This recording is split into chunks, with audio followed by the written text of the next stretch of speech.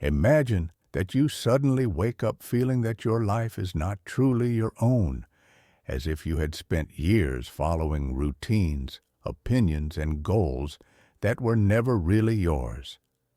Have you ever stopped to think about why this discomfort arises? According to Ralph Waldo Emerson, the problem may be conformity, a kind of silent submission that sickens both the individual and society. In this video, we will explore why nonconformity works almost like an antidote to this collective malaise.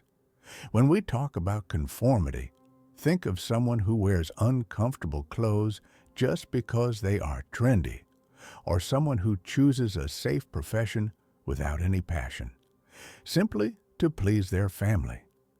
To conform is to adjust your identity to external molds, as if trying to fit into a box that was never made for you. The great danger of this is that over time, you may lose clarity about who you really are.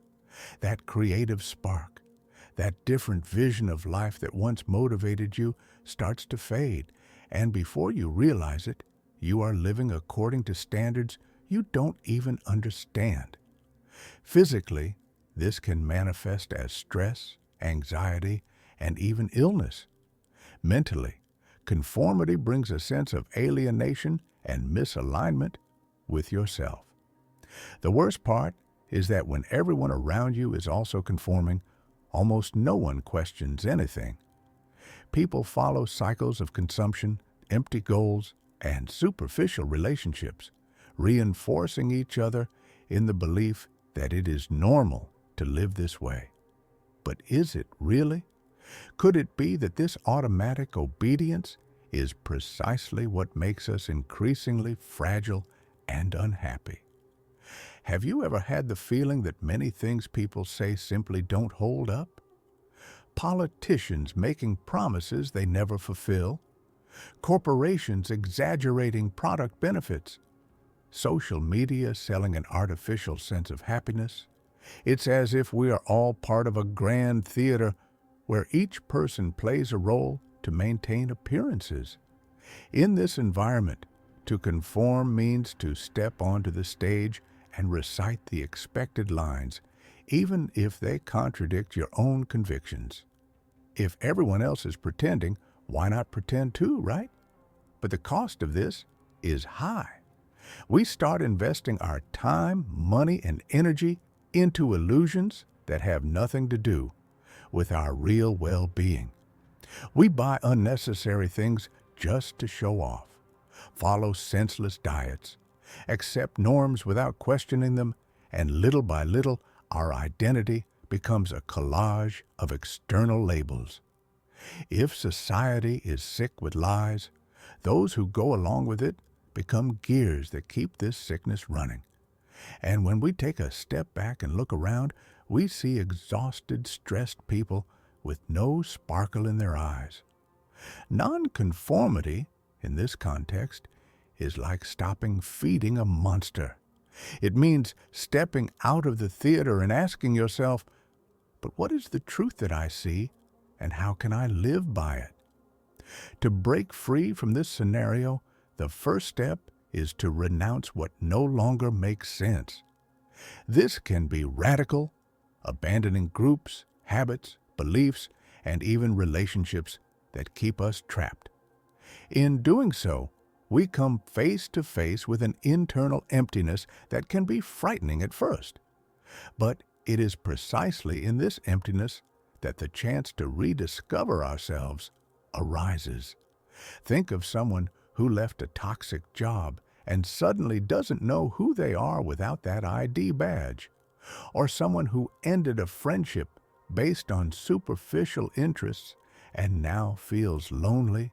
Ralph Waldo Emerson said that only by renouncing the false version of ourselves can we find our true selves. It's almost like a deep cleansing of the soul. We remove the inherited dirt so we can see more clearly what we truly desire. Of course, this process is not simple. It requires courage to face our vulnerabilities and the willingness to dive into difficult questions. What do I really want? What talents have I left dormant?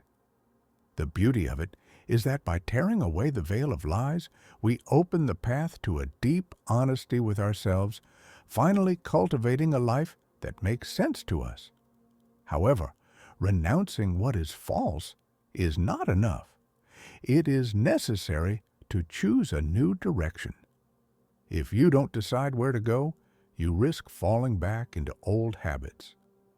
To avoid this setback, it's worth identifying what genuinely sparks your curiosity and passion. It could be a creative project, a career that requires your most authentic skills, or simply seeking more time for family and leisure. This process is like preparing the soil before planting. First, you clear the ground, abandoning what is false.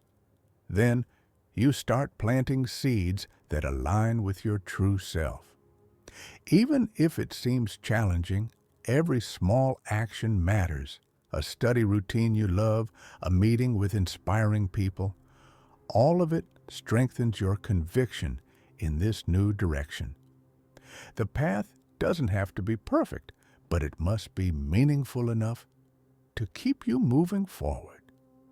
Throughout this transformation, solitude can be a great ally. Spending time alone with our thoughts allows us to hear our inner voice without external distractions. It is in stillness that our most genuine ideas and inspirations often emerge. However, isolating yourself completely is risky.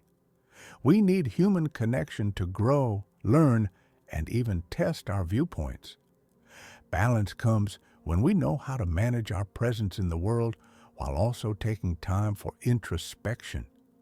We can, for example, set aside time for reading, meditation, or writing, and also time to engage with friends, family, or colleagues. The key is not to give in to the need for approval to the point of losing individuality, but also not to let the desire for independence prevent valuable connections. In practical terms, it's about keeping a free mind even when surrounded by people, always remembering that our essence cannot be suffocated by the crowd.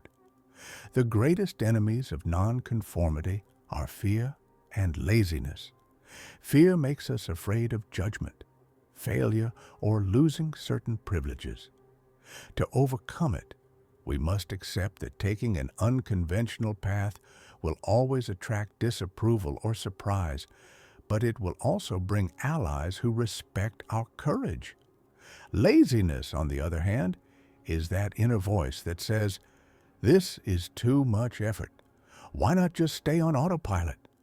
It drags us into inertia, postponing necessary changes. To beat it, it helps to focus on small daily progress, experiencing the satisfaction of seeing our lives align with our values. Every small, authentic action makes the day worthwhile.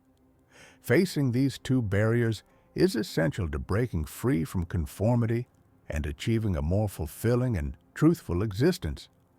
Nonconformity heals the sick self because it forces us to rethink what truly matters.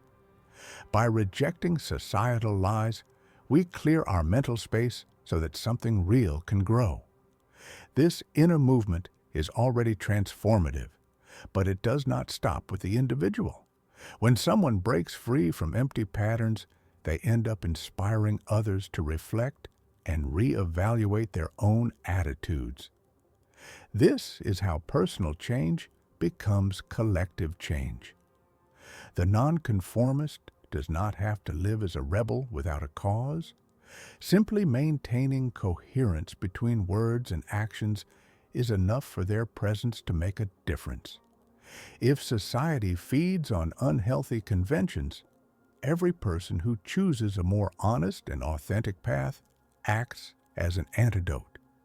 The challenge left for you is, what can you do today to step off the tracks that don't belong to you and become a healthy force in a still sick world?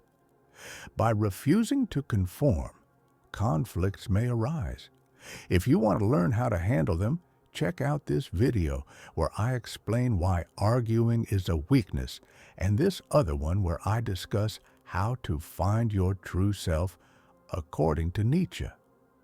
Before you go, consider leaving a like. See you next time.